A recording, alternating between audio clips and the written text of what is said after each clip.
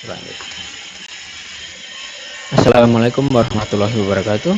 Perkenalkan, di sini saya adalah Tafa Angel RC Samudra Juliar dengan nomor NIM 1262042037174. Sebagai kelompok 10 akan mempresentasikan perencanaan dan prosedur pembelajaran mikro. Belum memasuki pembahasan, kali ini kita memiliki 3 poin bahasan, yaitu adalah pengertian perencanaan pembelajaran, tujuan dari perencanaan pembelajaran, dan prosedur pembelajaran. Yang pertama kita bahas adalah pengertian perencanaan pembelajaran. Perencanaan pembelajaran berasal dari kata rencana, yang berarti mengambil keputusan untuk mencapai tujuan. Dan pembelajaran berasal dari kata instruction, yang banyak digunakan dalam dunia pendidikan di Amerika Serikat. Kata instruction sendiri memiliki banyak pengaruh oleh aliran psikologi kognitif holistik. Apa itu? Psikologi kognitif holistik itu menempatkan siswa atau murid sebagai sumber kegiatan tersebut. Jadi bukan kita sebagai sumber atau sebagai kegiatannya, tapi murid atau orang lain sebagai sumber kegiatannya tersebut. Nah, pembelajaran pada hakikatnya merupakan upaya membelajarkan siswa, dan perencanaan pembelajaran merupakan penataan upaya tersebut agar muncul perilaku belajar pada siswa dalam kondisi yang tertata. Tujuan dan isi pembelajaran jelas, strategi pembelajaran yang optimal akan memiliki peluang memudahkan belajar siswa. Di pihak lain, peranan pendidik akan menjadi semakin kompleks. Ia bukan sebagai salah satu sumber belajar, tapi juga harus menampilkan diri seorang ahli dalam menata sumber belajar lain serta mengintegrasikan ke dalam tampilan dirinya. Pendidik harus mampu atau bisa menampilkan diri sebagai suatu komponen yang terintegrasi dari keseluruhan sumber belajar. Ini berarti kurang tepat jika perencanaan pembelajaran itu bertujuan untuk memudahkan seorang guru untuk mengajar, bukan. Tapi tujuan yang utama sebenarnya dari perencanaan pembelajaran adalah memudahkan bagi siswa atau murid untuk bisa belajar dengan mudah dan mudah dalam menerima materi yang disampaikan oleh seorang guru. Untuk memperoleh hasil pembelajaran yang maksimal, calon tenaga pendidik harus memiliki keterampilan dasar. Keterampilan dasar ini dapat diperoleh oleh seorang calon guru atau tenaga pendidik, seorang guru atau tenaga pendidik dengan menggunakan micro teaching. Nah, dengan menggunakan micro teaching yang diterapkan pada kurikulum kuliah, calon tenaga pendidik dapat mempelajari dan mengembangkan keterampilan mengajar sehingga dapat dijadikan suatu skill atau sebagai bekal praktik mengajar di sekolah atau lembaga nantinya. Lalu kita pembahasan yang kedua, memasuki tujuan pembelajaran. Nah, tujuan perencanaan pembelajaran itu bertujuan untuk mengkondisikan siswa agar dapat memiliki kesiapan untuk memulai suatu pembelajaran di kelas maupun di lembaga. Dalam pembelajaran pembukaan ini tidak perlu mengkondisikan siswa, tapi juga dalam kegiatan pembukaan tidak hanya mengkondisikan siswa saja, tapi juga bertujuan mengkondisikan keadaan lingkungan belajar dan menyiapkan segala keperluan untuk kegiatan belajar. Untuk pembukaan pembelajaran banyak cara kegiatan yang dapat dilakukan oleh seorang guru. Nah, untuk pembukaan itu biasanya pertama, seorang guru bisa mengkondisikan pembelajaran atau conditioning. Mengkondisikan pembelajaran itu biasanya mengkondisikan ruangan. Bagaimana cara penguasaan ruangan seorang guru. Lalu menumbuhkan perhatian dan motivasi. Menumbuhkan perhatian dan motivasi pada seorang murid sangat penting bagi seorang guru. Nah, menciptakan sikap yang mendidik. Guru harus bisa menjadi suatu contoh sikap yang baik bagi murid-muridnya. Lalu kita menciptakan kesiapan belajar siswa. Kita harus bisa menyiapkan kesiapan siswa untuk belajar di kelas. Jadi tidak membiarkan siswa langsung tanpa persiapan. Kita harus bisa menyiapkan siswa belajar dengan baik. Lalu yang selanjutnya, kita bisa menciptakan suasana pembelajaran demokratis, melaksanakan kegiatan apresiasi, mengecek kehadiran siswa, mengajak pemahaman siswa terhadap materi yang pertemuan yang lalu, dan mengaitkannya dengan materi yang akan dipelajari. Jadi sebelum kita memulai pelajaran, biasanya kita bisa menanyai murid terlebih dahulu, apakah masih ingat mengenai pembelajaran yang kemarin kita lakukan. Lalu kita masuk ke bab yang baru, bagaimana, apakah ada yang bisa menjelaskan mengenai hubungan atau materi yang akan kita pelajari, seperti itu. Lalu menyampaikan tujuan atau kompetensi yang harus dicapai dari materi yang akan pelajari. Seorang guru harus bisa menjelaskan pada murid-muridnya mengenai tujuan atau kompetensi yang harus dipelajari oleh seorang murid pada materi atau bab yang harus mereka pelajari hari ini. Lalu menjelaskan kegiatan-kegiatan atau pengalaman pembelajaran yang harus dilakukan oleh siswa pada saat pembelajaran langsung. Nah, pada poin ini guru harus bisa menjelaskan mengenai materi yang dijelaskan untuk siswa, apa saja kegiatannya, apa saja latihannya, cara-cara dan penjelaskan materi secara lengkap mengenai bab yang dijelaskan hingga murid bisa paham. Lalu kita masuk ke poin ketiga, yaitu adalah prosedur pembelajaran. Keberhasilan pembelajaran sangat dipengaruhi oleh beberapa faktor, yang diantara adalah proses pembelajaran.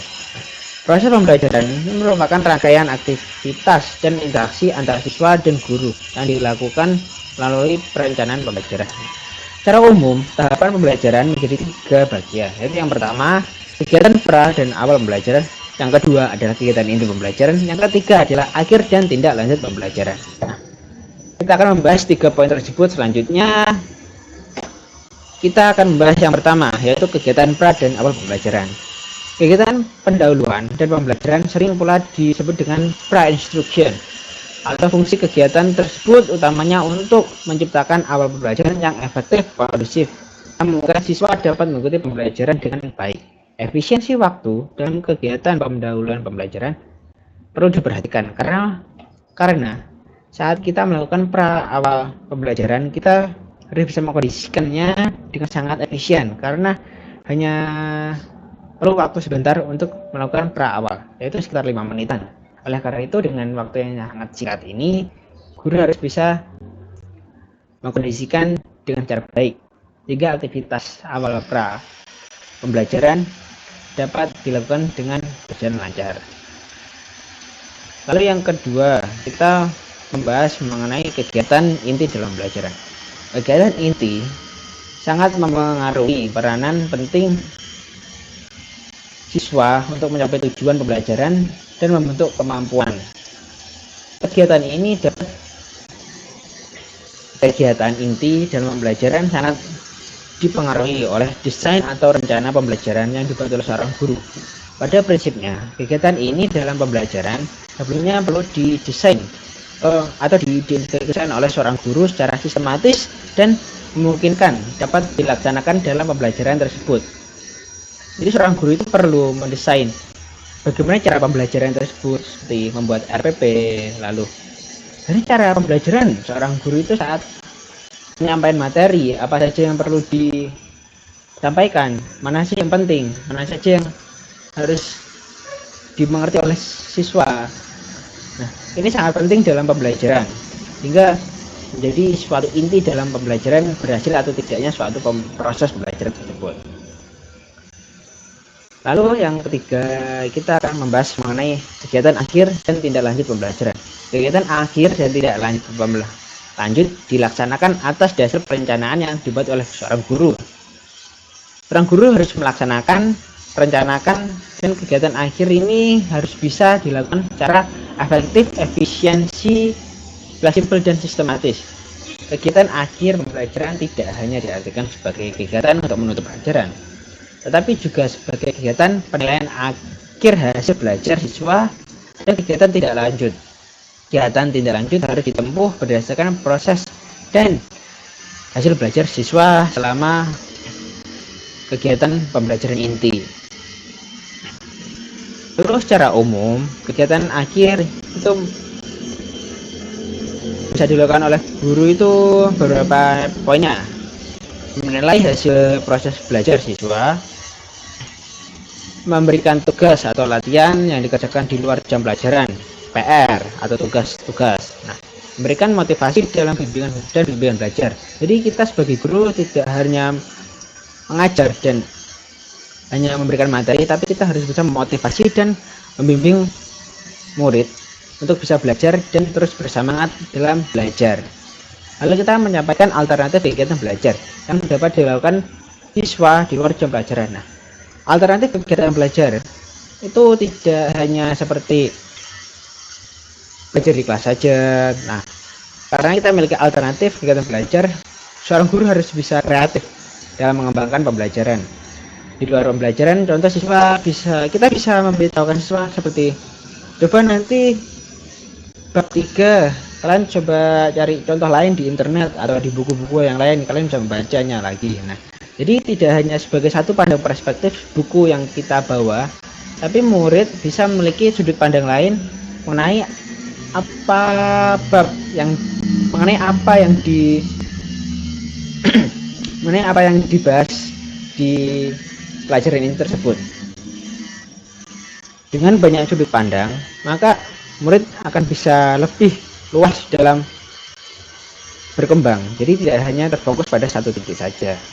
Nah, lalu berdasarkan hasil penilaian belajar siswa, kemungkinan siswa harus diberikan program pembelajaran secara perorangan atau kelompok untuk melaksanakan program pengayaan dan perbaikan yang dilakukan di luar jam pelajaran. Pada poin ini, kita sebagai seorang guru harus bisa memberikan penilaian dan pengayaan pada para murid kita, itu dengan menggunakan tugas kelompok atau mengelompokkan murid-murid kita yang pintar sama yang tidak bisa dijadikan satu. Tidak harus mengumpulkan yang bisa-bisa semua dan tidak bisa semua. Jadi dengan kita mengumpulkan murid kita yang bisa dengan yang tidak bisa, maka dengan itu mereka akan bisa menjalin hubungan komunikasi yang dapat membantu perkembangan siswa yang tidak bisa tadi menjadi bisa. Di luar jam pelajaran kita berikan tugas kelompok tadi, nah bertujuan sebagai itu. Lalu prosedur kegiatan yang perlu ditempuh setelah melaksanakan 3 kegiatan tadi, yaitu kegiatan pendahuluan, pra-awal, inti, dan menutup. Nah, maka selanjutnya yang harus dilakukan seorang guru adalah yang pertama, melaksanakan penilaian akhir, mengkaji hasil penilaian akhir, melaksanakan kegiatan tindak lanjut pembelajaran, mengemukakan tentang topik yang akan dibahas pada waktu yang akan datang, menutup kegiatan pembelajaran. Nah, melaksanakan penilaian akhir, kita seorang guru harus bisa menilai murid-murid kita secara jujur dan sportif, dan mengkaji dan melaksanakan penilaian akhir. Nah, kita seorang guru harus bisa sportif dalam memberikan nilai pada murid-murid kita dan tidak pilih kasih.